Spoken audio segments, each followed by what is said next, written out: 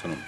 এ ভাই আইলো রে বন্যার জল, এবার বাড়ছে মাছের দ্বিগুণ বল, মাছে মাছে কোলাহল বিপদ গুরুতল।